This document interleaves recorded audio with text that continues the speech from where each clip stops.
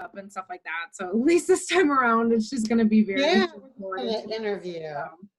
Okay. Enough of me. Are you good with this view? I am okay. I have a lovely view. I am loving it. Okay. Is this okay too? Totally good. Okay, because this probably is about as good as it's gonna get. Okay, so back to it. Thank you for agreeing to do this interview for me and doing it again for the second time. So we will start off with the first question again, which is my pleasure.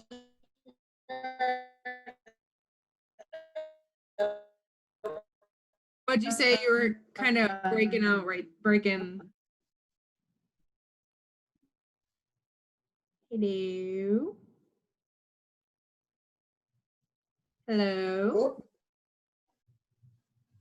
My internet connection is unstable. Shit.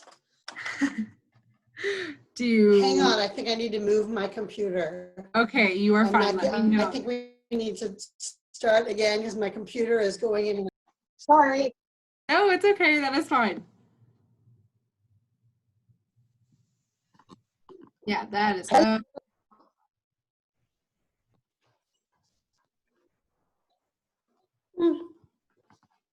Maybe this will work. Let's see if this is better. Where are you at now? Well, now I'm in my dining room. It's so pretty. Closer to the modem or router or whatever it is that makes things happen. So hopefully I won't disappear on you. Okay, I'm sorry about that. No, it is okay. It will not happen. I know, it's like one thing after another with us, so it's okay. It's okay, we got it. Okay, so we'll go back, we'll see how this works. Again, thank you. I'm not sure how I'm going to upload these yet because they only are requiring me to do 50-second interviews, which is hard when I have to ask 3 questions. So it gets a bit difficult. So I'll probably just cut bits and pieces of the video out just to kind of make it fit because I think Instagram only lets you post 60 seconds of video anyway. So I don't know how that's going to work. I'm just going to do what she told me to do. And Shuana's pretty relaxed. So I think either way, she'll be happy with. I think so. The process. So my first question is, tell me the story behind your name or your logo for your company. Okay, so as you know, Rebecca, my company is Uncommon Threads Jewelry, and threads, of course, refers to fabric, and jewelry is metal. So the name developed, my grandmother had taught me to knit when I was about 4 or 5 years old, and I always had this love and admiration for the little stitches that make up a bigger fabric, and that was something that always inspired me and showed up in all of my artwork over time. And there was one evening, I believe it took place in June of 1991, I had my work in an exhibition. It was the first exhibition that I had any, it was the first professional exhibition that I had any of my work in. And it was, I had submitted some crocheted jewelry, and it was at a great place called Craft Alliance, which is in St. Louis. It's one of the oldest not-for-profit contemporary craft organizations in the US. And it's a fabulous place, and they do lots of great teaching, and it's a cool place. And I was really honored. I had worked there in high school, and then here I was graduating from college, and I had some work in one of their exhibitions. It was a pretty big deal to me. So after the exhibition, I was sitting around the dining room table with my mom and my first husband, my husband at the time, and he was also an artist. He was a sculptor, cast metal sculptor. And the three of us were talking about my work and how I fell into making it. And I reminded them of the story of Grandma, my grandmother, who had taught me how to knit. And then I added to it, I said that something that was important to me on an intellectual level was that I took the techniques that were traditional women's work, like knitting and crocheting and sewing, and I was working them in precious metal as a way of elevating them, taking those techniques and putting them into silver and gold changed the perception of those techniques. And that was something that drove me too. So we threw that around a little bit, and I think it was my mom who said something about, oh, there's a common thread between you and your grandmother, something like that. And I said, but no, not a common thread, it's an uncommon thread. And, just referring to the opposition in the materials, and lo and behold, a company name was born. Love that. Lo and behold. So that's really how it happened. So it's like literally just a moment. You're like, oh my gosh. Exactly. I think we just found a name for my company. I think we did. Yeah. Yeah. That's awesome.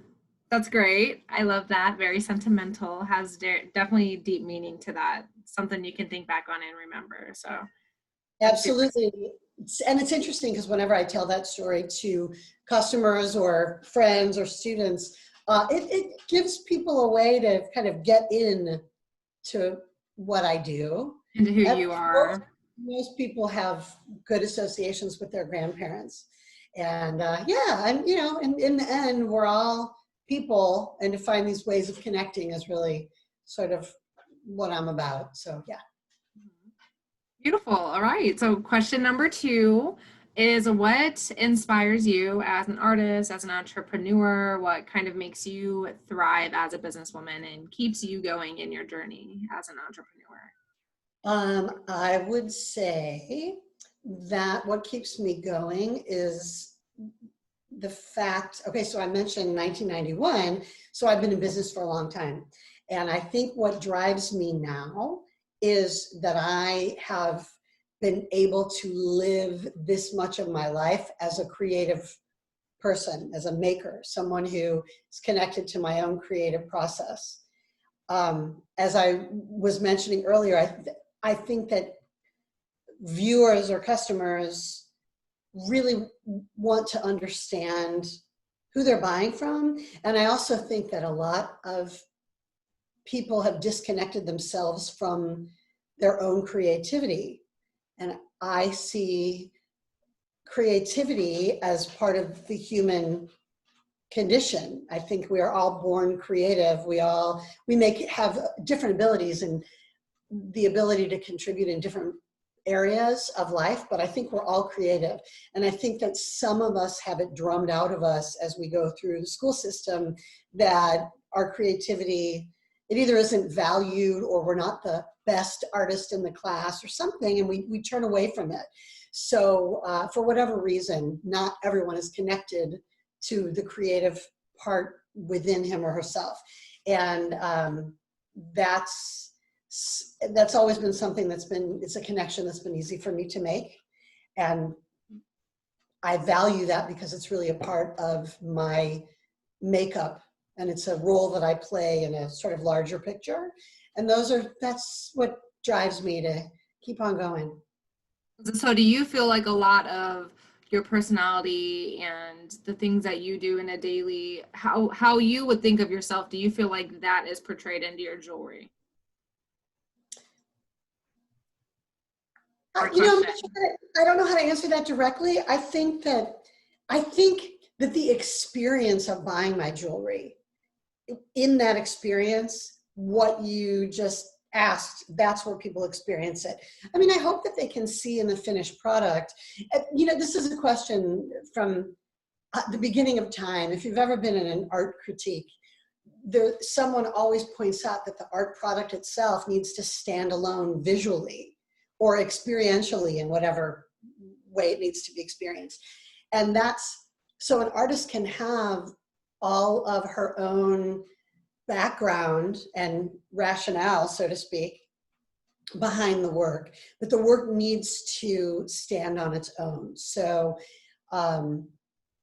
people who like my work are responding to it through some visual cue that appeals to them.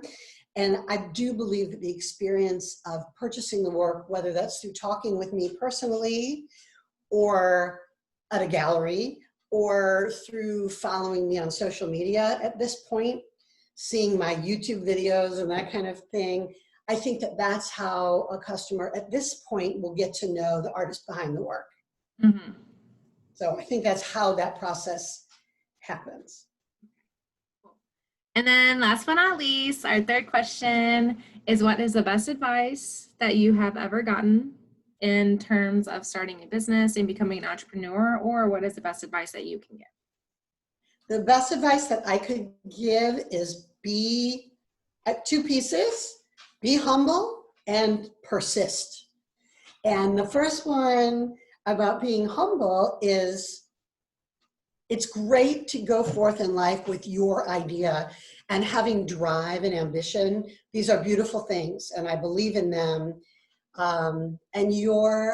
For each of us, any person who has a product idea or wants to be an entrepreneur, each of those people has a unique journey.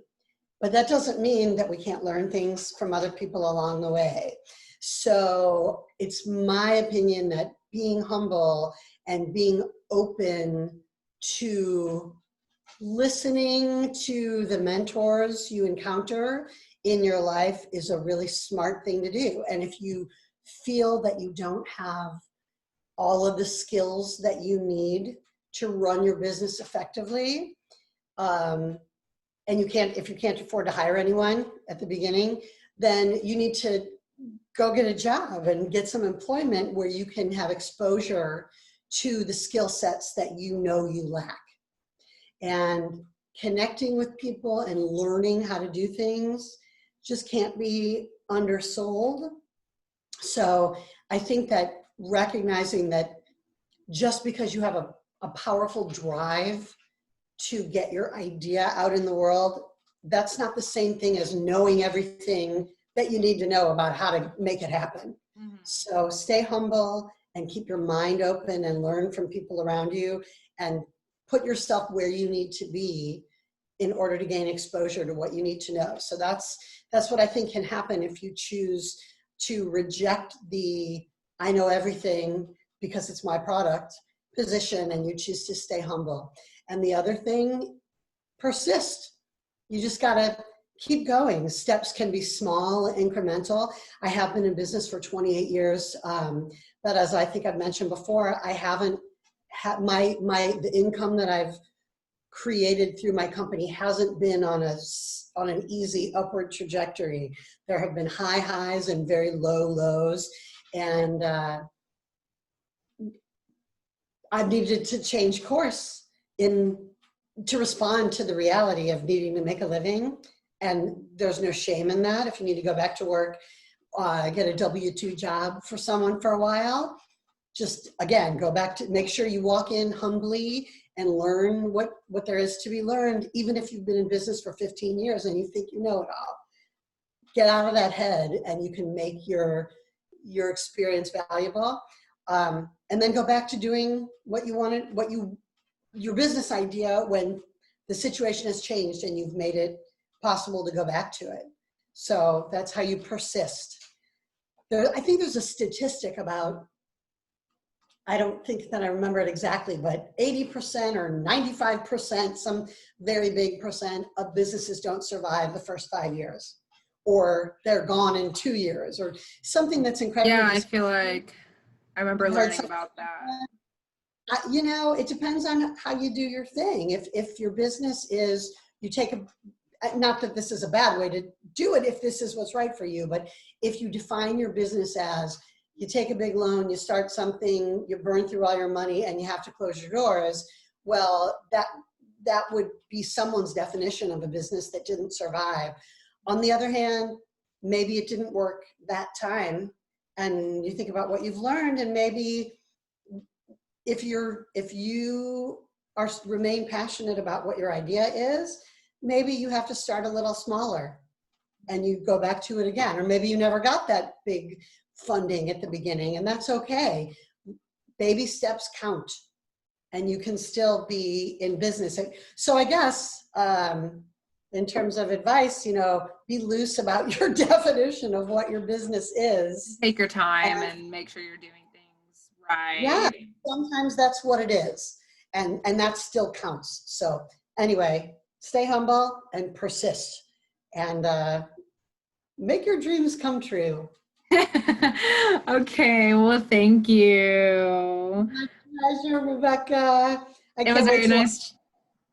What were you saying? Oh, this is over and we can meet for a cup of coffee. I know, and I don't blame you whatsoever about saying, you want to keep as safe as possible for your mom, because my dad is also immune compromised and older, and I think you knew that. And so I try to keep my distance from a lot of people as well. I've only seen like family and things like that. So, but it's like we're just so ready to get out, and I understand that too.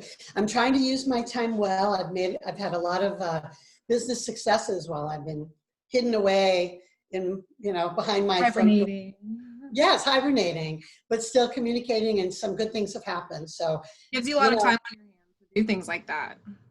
Yeah. So attitude counts, and you just got, you got to manage your reality the way that you want it to be. For sure. I even started like a little photography business. So I've been kind of taking pictures on the side. I do like maternity shoots, like that. So I've kind of been figuring it out. Had a lot of time to do things I wouldn't have normally had time to do if I was working and in school still. So, I mean, yeah, I think it's definitely been beneficial. So in some ways, for sure. In some ways, yeah. In some ways, yes. And in some ways, no. So, because like I literally just moved in with my boyfriend, like right when all of this happened. So then not only did I just move in with him, but then I got quarantined with him.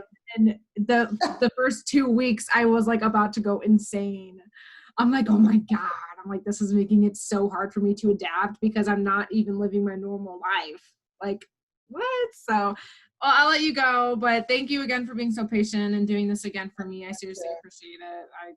I figured it out all now, so I think I'm just gonna Zoom with everybody. That's like my best. Awesome. Good for you. My best bet, because I can record it on my computer, take it from my computer, send it to my phone, email, whatever, and then post it. So I think I had to use my mom as a guinea pig. So I have a video recording of us on Zoom being like, I don't know how this works. So perfect. Could become valuable. Yes. Right. Well, thank you. Have a lovely day. You too. Bye. Thank you.